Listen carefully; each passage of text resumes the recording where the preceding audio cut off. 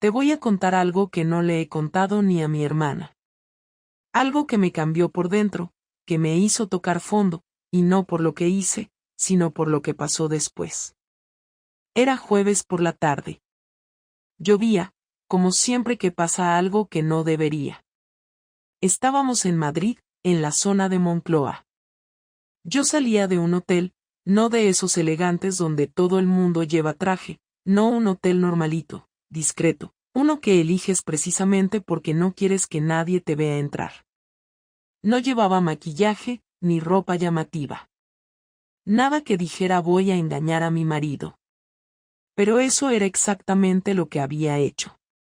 Y ahí estaba él. Sergio. Mi marido. De pie. En la acera de enfrente. Mirándome con una bolsa del Carrefour en la mano. Me quedé paralizada. No por miedo a que gritara o armara una escena. Sergio no es de esos. Me quedé paralizada porque yo no sabía qué cara poner. ¿La de esto no es lo que parece? ¿La de te lo iba a contar? ¿La de sí, soy una mierda de persona? No tuve tiempo de elegir. Nos miramos como dos desconocidos que se cruzan en una estación. 2 segundos. 3 como mucho. Luego él se dio la vuelta y se fue. Así. Sin decir una palabra. Yo me quedé en la puerta del hotel, con el paraguas mojado en la mano y el alma colgando del abrigo. La persona con la que acababa de estar me preguntó algo, ni me acuerdo qué, y yo solo le dije que me tenía que ir. Así empezó todo. No con una sospecha. No con una pelea. No con una confesión. Empezó con Sergio viéndome salir de un hotel, sabiendo perfectamente lo que eso significaba, y decidiendo que no iba a decir una sola palabra. Y ahí, amiga, es donde empieza el verdadero infierno. Porque el silencio de un hombre herido no se parece a nada. Es más duro que los gritos, más frío que la indiferencia. Te mira y no sabe si te odia o si ya está muerto por dentro. Y lo peor es que, por más que te lo merezcas, tú también te vas rompiendo. Volví a casa esa noche como si nada. Intenté respirar hondo. Intenté pensar rápido. Pero cuando abrí la puerta, él ya estaba en el sofá, viendo la tele como cualquier jueves. Me miró. No dijo nada. Y siguió mirando la pantalla. Eso dolió más que cualquier insulto que hubiera podido soltar. Y no me vengas con que el que engaña es porque le falta algo en casa. No me faltaba nada. Oh, eso pensaba. Sergio no es perfecto, claro que no. Pero tampoco lo soy yo. No fue falta de amor, ni de sexo, ni de atención.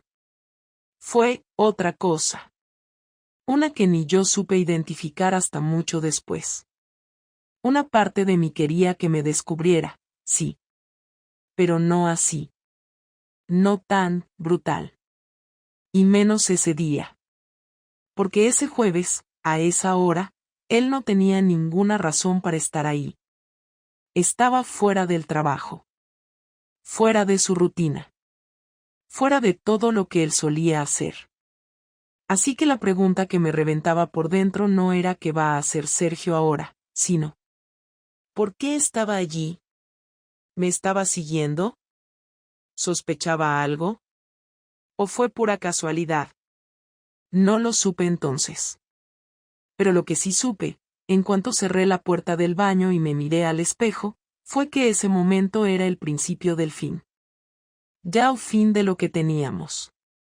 Ya al fin de quien yo creía ser. Y lo que vino después fue mucho peor. Cuando llegué a casa esa noche, todavía tenía las piernas temblando. No por culpa del hotel ni del hombre con el que había estado. Era otra cosa. El silencio de Sergio se había metido dentro de mí como un frío que no se quita ni con abrigo. La puerta estaba entornada, como si me hubiera estado esperando. La tele encendida. Él en el sofá, con los codos apoyados en las rodillas y la vista fija en algo que ni siquiera parecía estar viendo. No me dijo nada cuando entré. Ni un hola, ni una mirada. Como si no existiera. Dejé el bolso en su sitio, colgué la chaqueta, fui a la cocina y me puse a calentar algo de cena solo por hacer algo con las manos. No tenía hambre, pero no quería subir directamente al dormitorio. No quería quedarme a solas con mis pensamientos. Ni con mi cara. Cuando me senté a la mesa, lo escuché levantarse del sofá. Pensé que iba a decir algo, cualquier cosa. Una frase. Una pregunta. Un insulto, incluso. Pero lo único que hizo fue coger un vaso de agua, mirarme durante exactamente 2 segundos, y volver a sentarse. Yo no sabía cómo sostenerle la mirada sin parecer cínica o culpable. Opté por no hacerlo. Mantuve los ojos en el plato, fingí que comía, pero sentía como me ardía la cara. Su silencio me quemaba más que cualquier reproche. Cuando terminé, recogí el plato, lo lavé sin mirar atrás, y subí las escaleras con el corazón en la garganta. Esa noche dormimos en la misma cama, pero en mundos distintos. Él no me tocó, no me preguntó nada, ni siquiera se giró. Se durmió de espaldas a mí, respirando lento, como si la habitación estuviera vacía. Yo me quedé despierta hasta que amaneció. No podía entender por qué no me había enfrentado. No sabía si estaba procesando, si se hacía el tonto o si simplemente había decidido borrarme de su vida desde dentro. Esa incertidumbre era peor que una pelea. Al día siguiente, se levantó antes que yo, como siempre. Preparó café, se duchó, se vistió, y salió de casa sin decir una palabra. La taza estaba limpia, el baño no tenía vapor, la puerta cerrada sin fuerza. Todo estaba en su sitio, como si nada. Pero yo ya sabía que todo estaba patas arriba. Ese viernes me pedí el día libre en el trabajo. No tenía fuerzas para sentarme en una oficina fingiendo que todo iba bien mientras mi vida se desmoronaba en silencio. Me pasé la mañana mirando el móvil, esperando un mensaje que no llegó. Ni uno. Ni una llamada. Ni una indirecta. Ni una rabia. Nada. A mediodía fui a casa de mi madre con la excusa de llevarle unas cosas que había comprado hacía semanas y que no le había dado aún. No le dije nada. No podía. Mi madre es de esas mujeres que huelen la culpa en cuanto entras por la puerta. Me preguntó si todo iba bien, y yo le dije que sí, que solo estaba un poco cansada. Me creyó. O fingió que me creía, que es peor. Al volver a casa por la tarde, Sergio ya estaba allí. Sentado otra vez en el sofá. Esta vez con el portátil en las piernas. Ni me miró. Me armé de valor y hablé.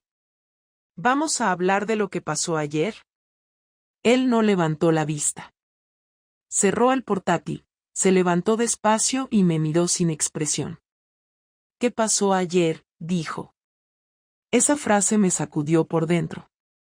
No porque no supiera la respuesta, sino porque no sabía si me estaba preguntando en serio o si estaba jugando conmigo.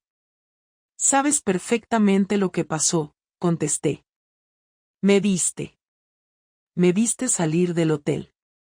Sergio asintió muy despacio, como si acabara de recordar algo que ya no importaba.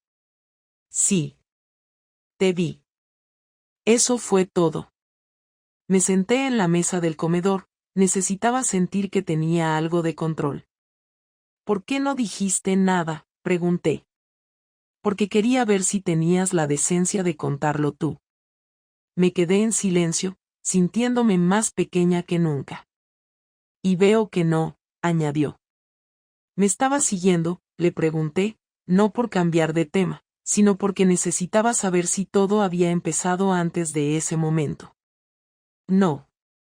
Tenía una reunión en un coworking cerca del hospital. Salí antes de tiempo. Me puse a caminar. Y ahí estabas tú. Con tu pelo recogido como siempre que quieres que no te reconozcan.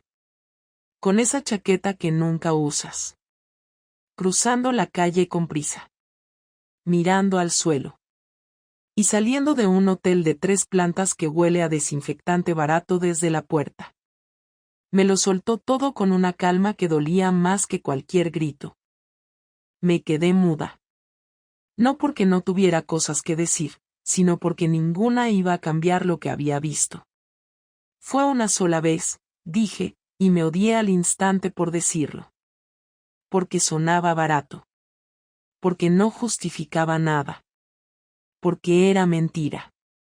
¿Cuántas veces?, preguntó. Y ahí sí que me quedé sin palabras de verdad. No era la primera vez. Y tampoco había sido una aventura larga. Era más bien una acumulación de encuentros sin sentido que ahora me explotaban en la cara. No sé por qué lo hice, solté al fin. No fue por ti. No fue por falta de nada. Solo, pasó. Sergio me miró como si acabara de escupirle en la cara. Eso es lo peor. Que haya pasado sin motivo. Que ni siquiera puedas decir que te enamoraste o que te sentiste sola. Que fue por nada. Se fue al dormitorio y cerró la puerta. No de un portazo, sino con esa suavidad que se usa cuando algo se ha terminado. El día siguiente fue más de lo mismo. Pero peor. Porque ahora ya todo estaba dicho. O casi todo. Yo no sabía si pedir perdón, si explicarme más, si callarme del todo. Él no hacía preguntas, no exigía explicaciones, pero se notaba que ya no estaba allí.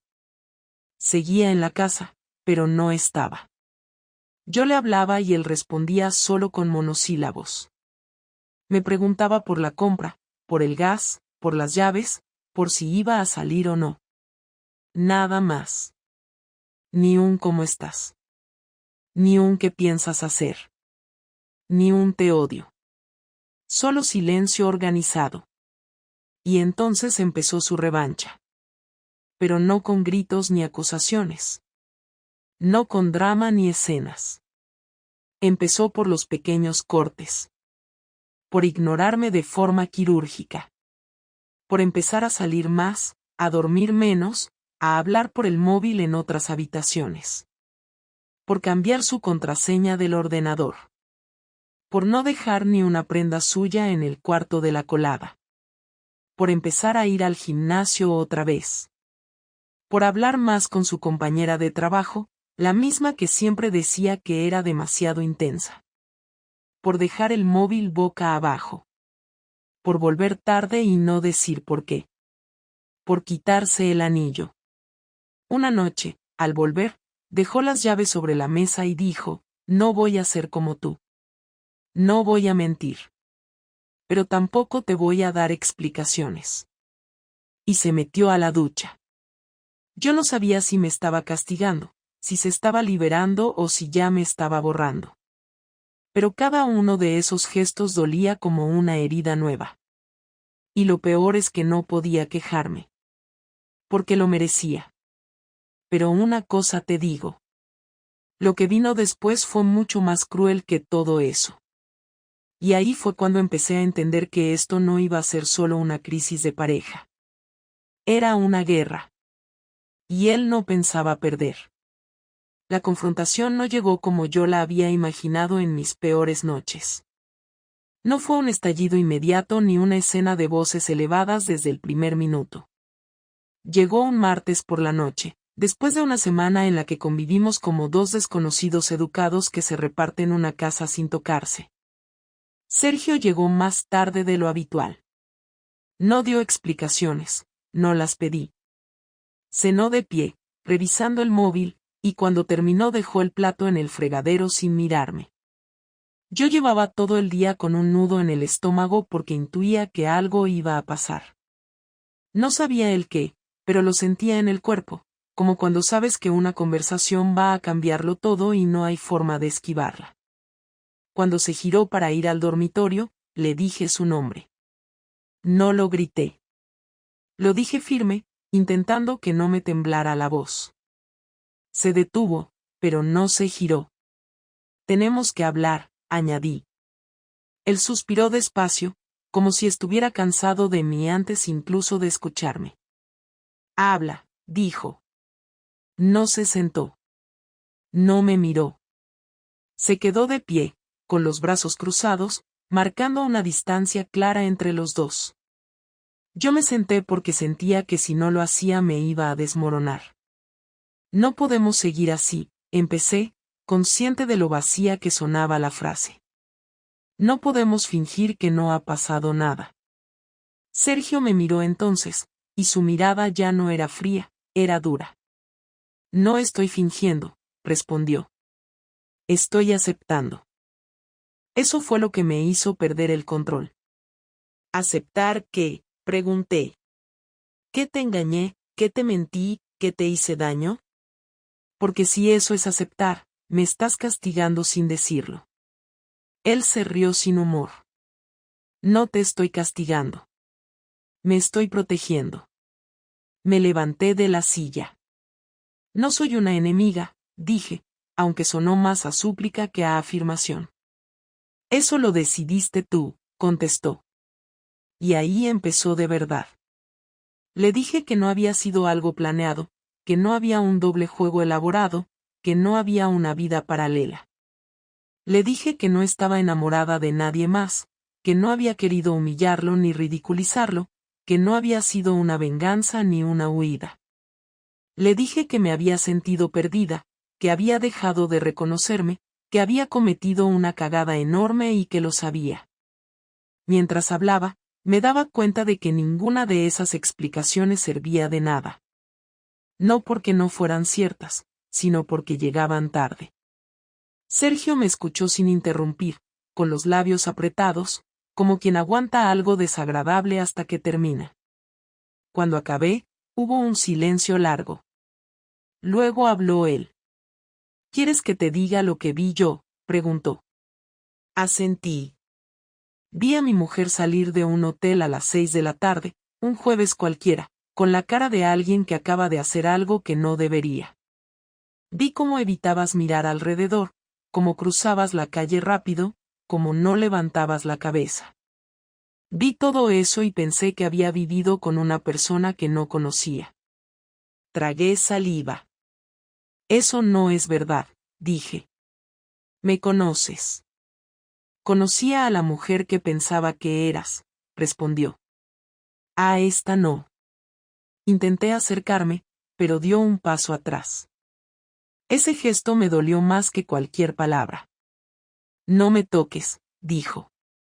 No fue un grito, fue una orden tranquila. No ahora. Me quedé quieta. ¿Qué quieres hacer entonces?, pregunté. ¿Separarnos, divorciarnos, seguir así hasta que uno de los dos explote? Sergio se pasó la mano por la cara. Parecía cansado, pero no derrotado. Quiero la verdad, dijo. Toda. Sin adornos. Sin frases bonitas. Sin hacerte la víctima. Así que se la di. Le conté cuántas veces había pasado, cuando empezó, donde nos veíamos, cómo había justificado mis ausencias. Le conté que no había promesas ni planes de futuro, que no había amor, que era algo físico mezclado con una necesidad absurda de sentirme deseada sin pensar en las consecuencias. Le conté que no me sentía orgullosa, que muchas veces había vuelto a casa sintiéndome sucia, no por el sexo, sino por la mentira. Mientras hablaba, Sergio apretaba los dientes. Cuando terminé, dio un golpe seco a la mesa. No gritó, no insultó. Solo dijo, me usaste. No fue así, intenté decir. Si fue así, me cortó.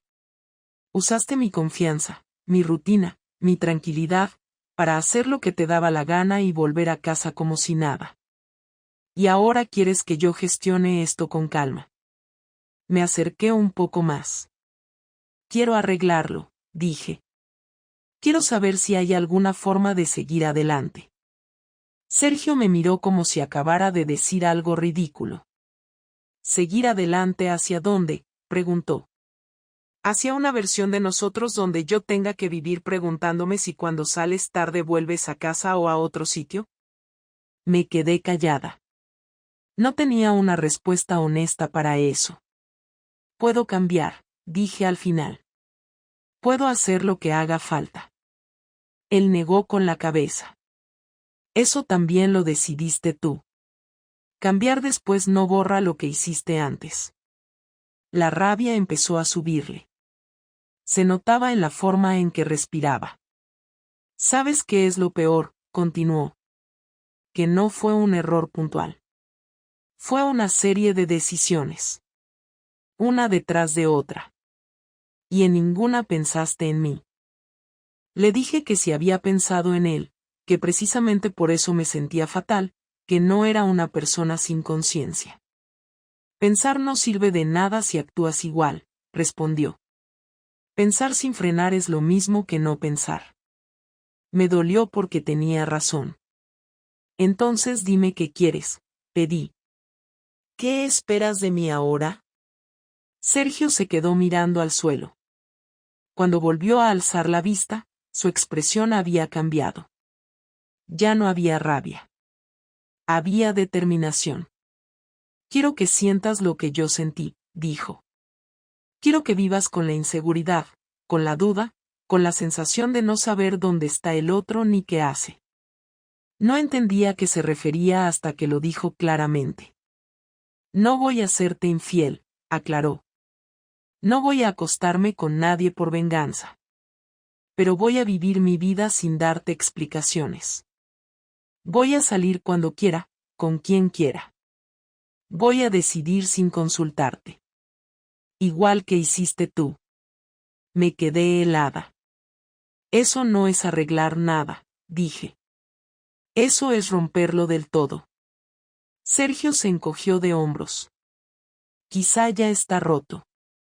Sentí una mezcla de miedo y rabia. ¿Y si yo no acepto eso?, pregunté. No tienes que aceptar nada, respondió. Tampoco acepté yo lo que hiciste. Me di cuenta entonces de que la conversación no era una negociación. Era una declaración. Él ya había tomado decisiones. Yo solo estaba escuchando las consecuencias. ¿Y el matrimonio?, pregunté. ¿Qué hacemos con eso? Sergio respiró hondo. De momento seguimos aquí. Bajo el mismo techo.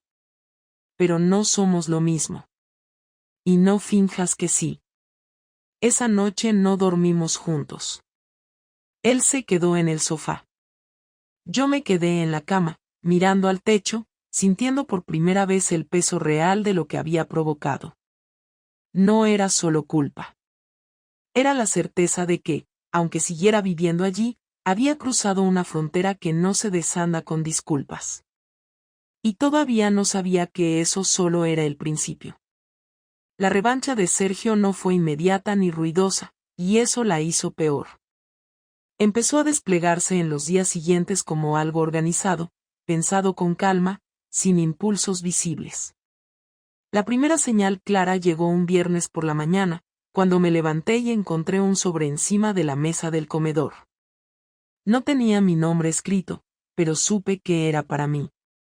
Dentro había una copia de todos los movimientos de nuestra cuenta conjunta de los últimos 6 meses, subrayados con bolígrafo azul, y una nota breve escrita con su letra clara y recta que decía: desde hoy, cada uno con lo suyo. No más cuentas compartidas. No había reproches, ni frases largas, ni explicaciones. Solo una decisión ejecutada sin pedirme opinión. Ese mismo día, cuando volví del trabajo, ya no estaban en el armario varios de sus trajes, ni su maleta pequeña, ni algunos zapatos. No me avisó. No me preguntó. Simplemente lo hizo. Le pregunté si se iba a mudar y me respondió que no, que solo estaba organizando sus cosas para no tener que pedirme nada. Esa frase se me quedó clavada. No tener que pedirme nada. Yo había convertido mi matrimonio en un lugar donde él sentía que pedir era una humillación. Lo entendí demasiado tarde. El lunes siguiente recibí una llamada de recursos humanos de la empresa donde trabajaba Sergio.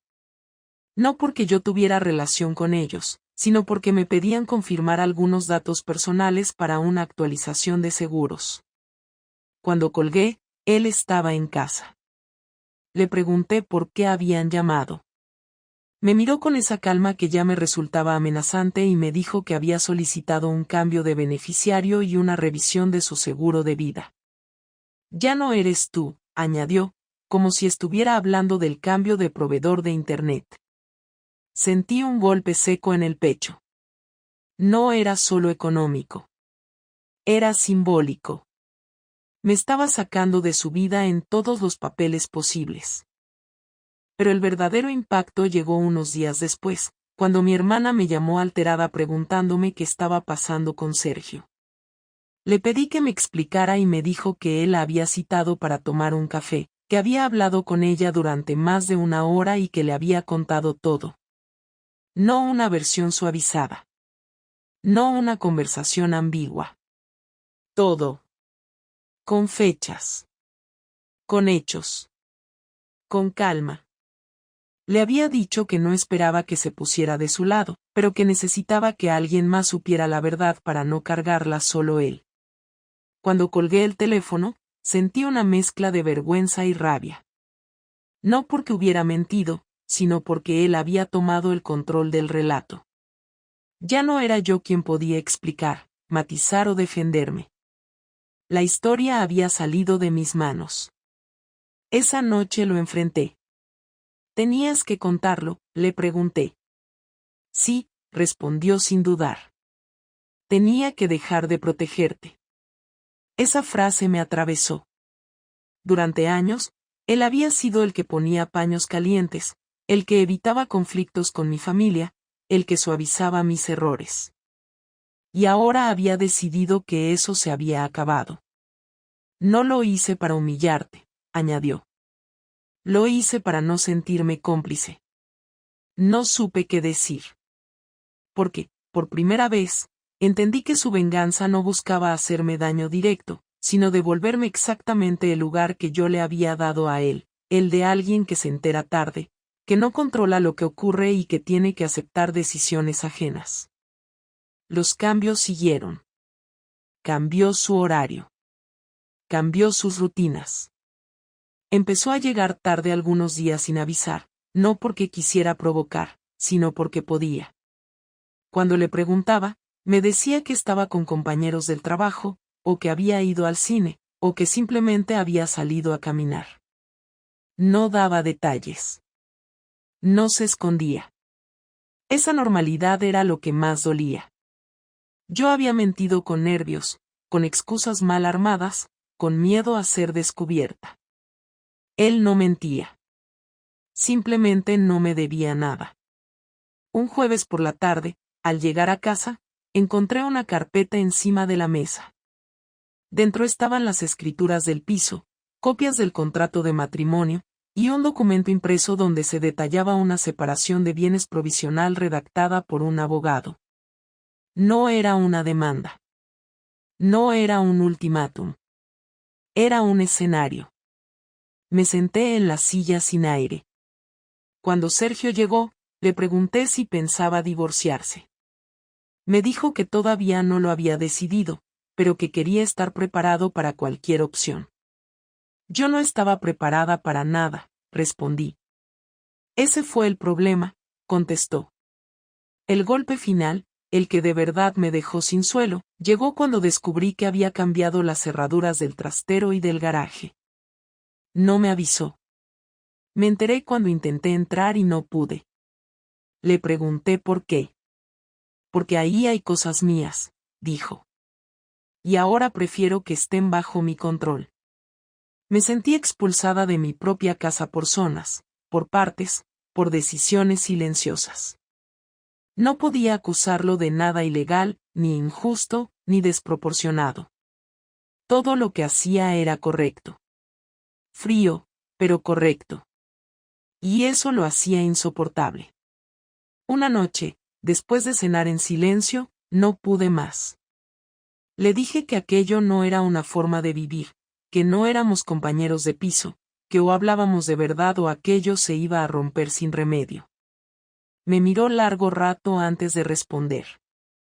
Esto es lo que hay ahora, dijo. Tú rompiste algo sin pedirme permiso. Yo estoy reconstruyendo lo que puedo sin pedirte nada. Le pregunté si disfrutaba viéndome así. Negó con la cabeza. No disfruto, respondió.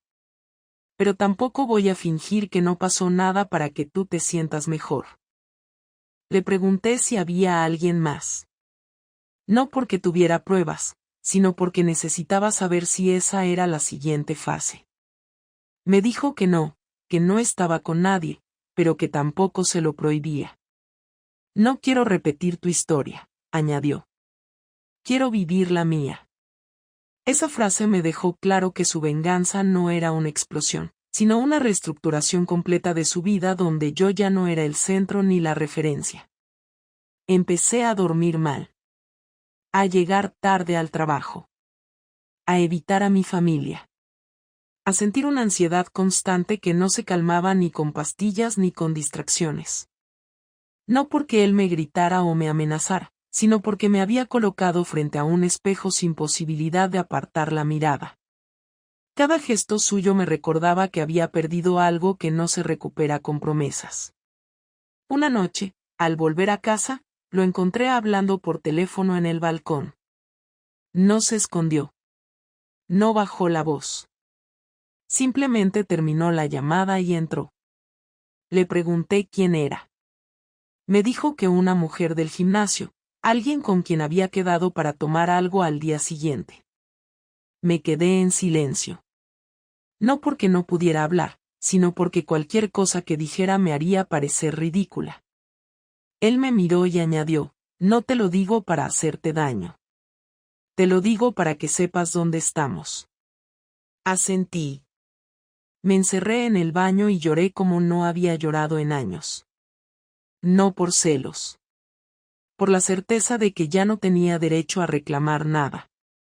Ahí entendí que su venganza no consistía en hacerme sufrir de golpe, sino en obligarme a convivir con las consecuencias de mis actos, día tras día, sin anestesia, sin dramatismo, sin perdón inmediato. Y fue entonces cuando empecé a preguntarme si yo era capaz de aguantarlo. Porque lo peor no era lo que él hacía. Era saber que no podía culparlo. La última conversación que tuvimos como pareja todavía me cuesta recordarla sin sentir una presión en el pecho que no se parece a nada que haya sentido antes. Fue un sábado por la noche, y no pasó nada en particular durante el día que indicara que íbamos a hablar de verdad, sin filtros, sin interrupciones, sin evasivas. Habíamos pasado las últimas semanas como dos personas que comparten un espacio pero no una vida, y yo ya no soportaba más ese vacío que ni el silencio podía llenar. La tensión no se rompía nunca, y aunque él hacía su vida con la misma calma aparente, su distancia me dolía como si cada día abriera una herida nueva. Yo sabía que él no iba a venir a buscarme, que si quería hablar, tenía que ser yo quien diera el primer paso, porque él ya estaba en otro lugar emocional, uno donde no necesitaba justificar ni consultar nada. Aquella noche estábamos en casa, sin visitas, sin televisión, sin móviles, sin excusas. Me acerqué al salón después de cenar, lo vi leyendo un documento del trabajo y me senté frente a él. No dijo nada, pero no se levantó, no se fue, no cerró el portátil. Así que hablé. Le dije que no soportaba más la forma en que estábamos viviendo, que no podía seguir caminando de puntillas, fingiendo que cada cosa era normal, cuando no lo era. Le dije que entendía su rabia, su dolor, su necesidad de recuperar el control, pero que aquello no era sostenible, que al final íbamos a terminar por destruir todo lo que quedaba de nosotros, incluso lo poco que aún podía salvarse. Él me escuchó sin interrumpir, como siempre hacía desde que todo estalló, pero esta vez no tenía esa expresión de frialdad, parecía más cansado que distante. Cuando terminé de hablar, cerró el portátil, lo dejó sobre la mesa y me miró de forma directa. Me dijo que él tampoco podía vivir así mucho tiempo más, que no era feliz, que por más que se esforzara en llevar las cosas con orden, no estaba bien, que todo lo que había hecho en las últimas semanas no era para castigarme, sino porque necesitaba encontrar una manera de estar de pie sin depender de mí, sin sentir que todo lo que había creído de nosotros había sido una mentira. Me dijo que todavía no sabía si me odiaba o si solo estaba profundamente decepcionado, pero que había noches en las que me veía dormir y se preguntaba cómo era posible que después de tanto tiempo, ya no supiera quién era la persona a su lado.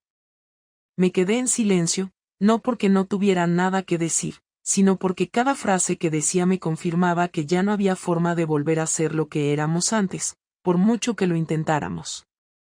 Le pregunté qué quería hacer con todo esto, si pensaba que había algo que reconstruir o si solo estábamos alargando lo inevitable. No respondió enseguida, se tomó su tiempo. Luego me dijo que no quería vivir con rencor, que no quería convertir su vida en una lista de agravios, que no le interesaba quedar como la víctima ni como el vengador, pero que tampoco podía mirar hacia otro lado y fingir que lo que pasó fue un error sin importancia. Dijo que necesitaba que yo entendiera hasta qué punto le había roto la confianza, no solo con el acto en sí, sino con la forma en que lo oculté, con las mentiras pequeñas, con la seguridad con la que volví a casa cada vez creyendo que todo estaba bajo control. Me dolió porque era verdad. Yo no había traicionado solo con lo que hice, sino con la tranquilidad con la que después actué, como si nada pudiera salirse de mi guión. Le dije que no esperaba que me perdonara, que ya no pedía eso, que solo necesitaba que me dijera si aún había algo que se pudiera salvar entre nosotros. No una promesa, no un vamos a intentarlo, sino algo más honesto, más real. Él me dijo que había estado pensándolo mucho, que incluso había hablado con un terapeuta sin decírmelo, no porque quisiera ocultarlo, sino porque necesitaba un espacio solo suyo para ordenar la cabeza. Me sorprendió, pero no lo juzgué. Lo entendí. Yo también había estado tan perdida que cualquier cosa que sirviera para aclarar un poco era válida. Me dijo que, según lo que había trabajado en esas sesiones, estaba llegando a la conclusión de que necesitaba cerrar esta etapa. No con odio, ni con gritos, ni con reproches, sino con verdad. Cuando le pregunté si eso significaba que quería divorciarse, no me miró con rabia ni con desprecio. Me dijo que probablemente sí. No por castigo, no por revancha, sino porque sentía que seguir juntos nos estaba haciendo daño a los dos. Me explicó que, a pesar de todo lo que habíamos vivido, ya no encontraba forma de confiar en mí como antes, y que sin confianza, el amor se convertía en una especie de peso, algo que se arrastra más que se comparte. Le dije que yo no quería separarme, pero que si eso era lo que él necesitaba para poder respirar, no iba a detenerlo. Lloré, claro, no por orgullo herido, sino por esa sensación de final que ya no se puede esquivar. Él no lloró. Estaba entero, firme, pero no frío. Estaba decidido. Le pregunté si había alguien más en su vida, no porque quisiera discutirlo, sino porque necesitaba saber si su distancia emocional también era física. Me dijo que no estaba saliendo con nadie, pero que tampoco iba a cerrarse a conocer a alguien en el futuro. Me costó escuchar eso sin romperme del todo, pero no dije nada. Ya no era mi lugar opinar sobre su vida personal. Me preguntó si yo seguía viendo al otro hombre. Le respondí que no, que había terminado todo de forma definitiva, que no quedaba nada de eso y que, en el fondo, nunca fue importante. Me dijo que eso no cambiaba nada, que el daño ya estaba hecho, pero que agradecía la sinceridad, aunque llegara tarde. Estuvimos en silencio unos minutos, y luego me preguntó qué pensaba hacer con la casa. Le dije que no tenía intención de pelear por ella, que si él quería quedarse, yo me iría, y que si prefería venderla, lo haríamos sin conflictos. Me preguntó si tenía dónde ir. Le dije que sí, que podía quedarme una temporada con mi hermana mientras buscaba algo. No fue una conversación cargada de emoción, fue más bien una negociación práctica, pero eso fue lo que la hizo tan dura. Todo estaba tan decidido, tan claro, tan sin vueltas, que me costaba creer que hacía apenas un par de meses vivíamos juntos como si nada pudiera quebrarnos. La última frase que me dijo esa noche fue: esto no te convierte en una mala persona, pero sí en alguien con quien yo ya no puedo vivir.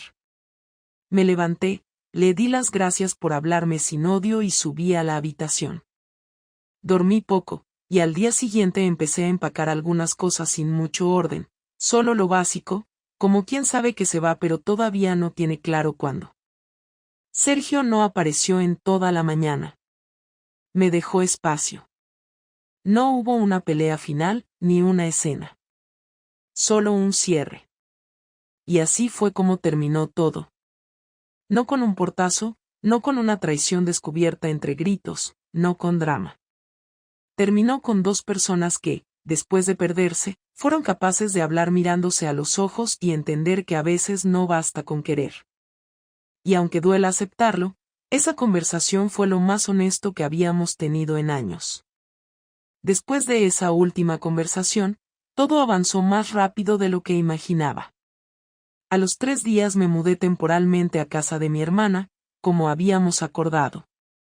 No hicimos una despedida, ni una cena de cierre, ni siquiera nos dijimos adiós.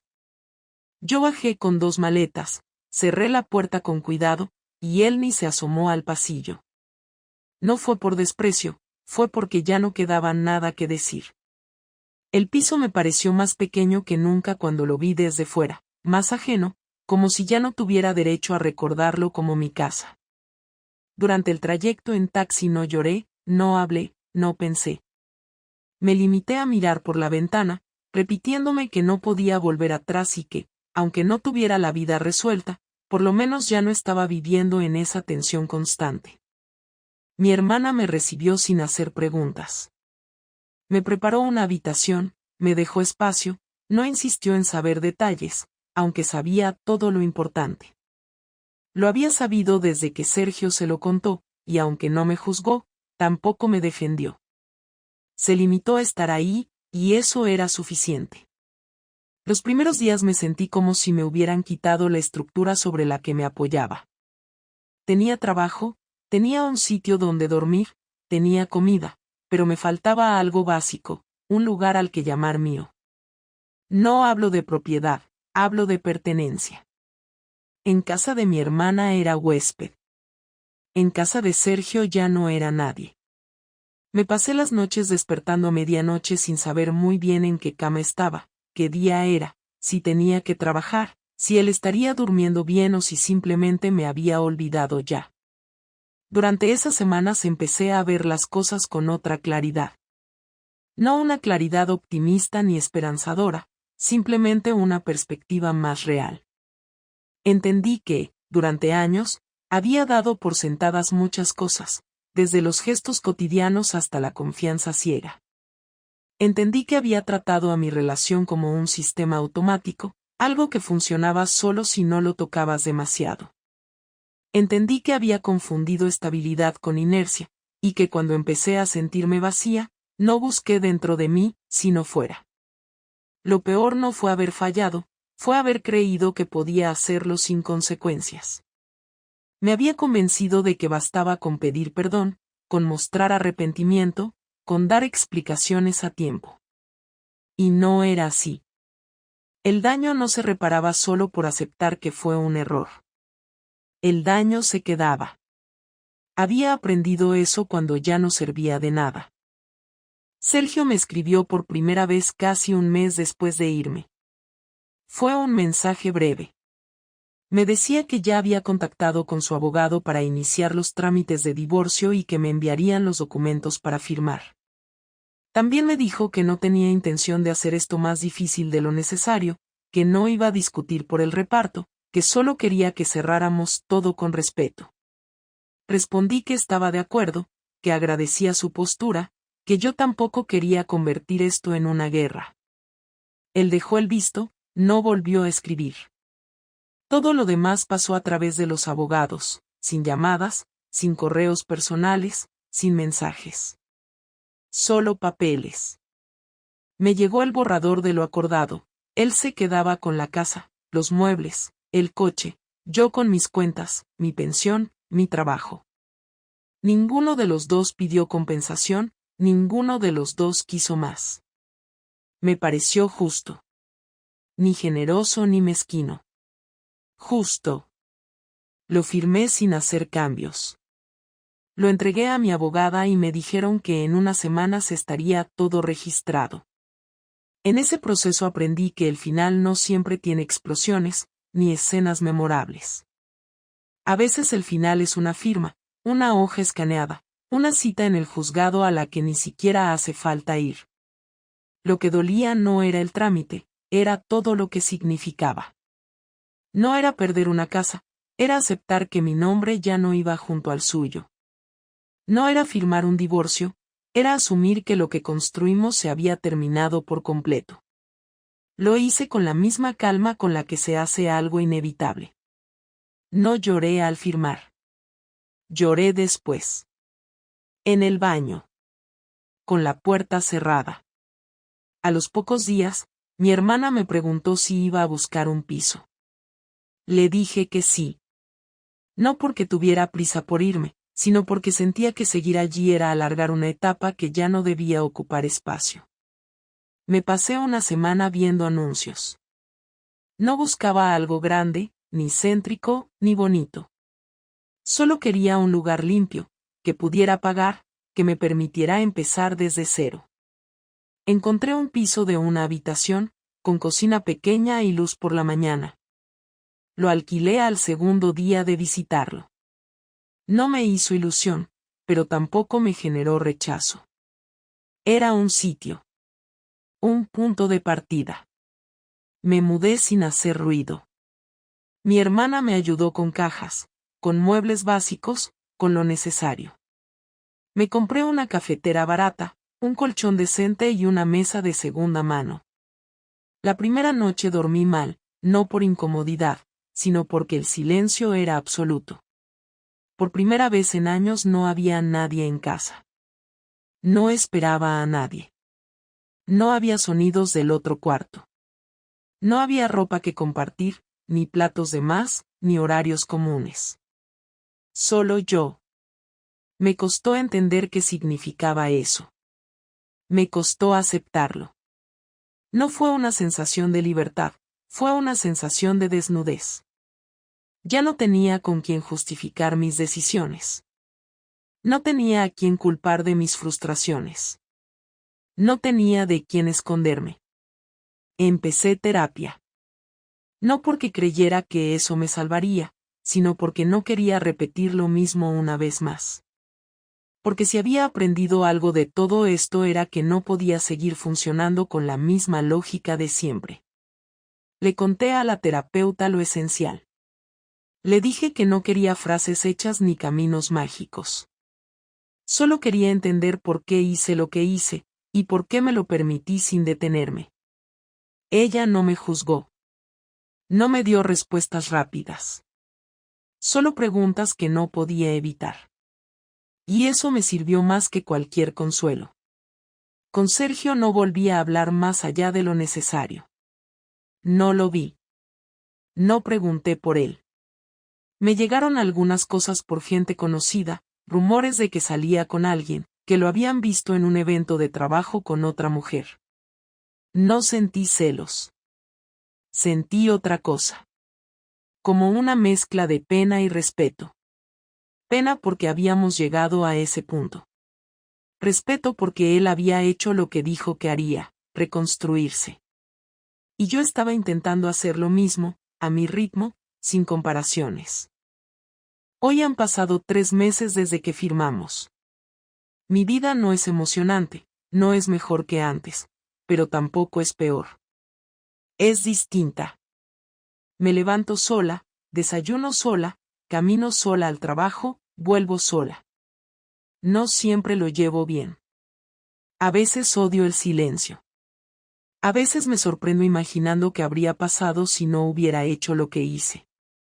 Pero ya no me castigo como antes. Asumo. Me hago cargo. Lo acepto. Porque si algo aprendí de todo esto es que las decisiones no desaparecen con el tiempo. Te acompañan. Y o aprendes a convivir con ellas o te destruyen desde dentro. No sé qué vendrá después. No sé si volveré a confiar, si volveré a estar en pareja, si volveré a sentir algo parecido a lo que sentí alguna vez. Pero tampoco me urge saberlo. Por ahora, solo quiero seguir levantándome cada día sin mentirme. Sin pretender que no pasó nada. Sin repetir lo mismo esperando resultados distintos. Esta fue la historia de cómo rompí mi matrimonio y de cómo el hombre al que traicioné me enseñó, sin decirlo, que vivir con la verdad duele, pero vivir sin ella te vacía por completo. Y aunque nunca lo voy a recuperar, sé que, al menos, su forma de irse me obligó a ver la realidad que yo llevaba años evitando. Y eso, para mí, ya es suficiente.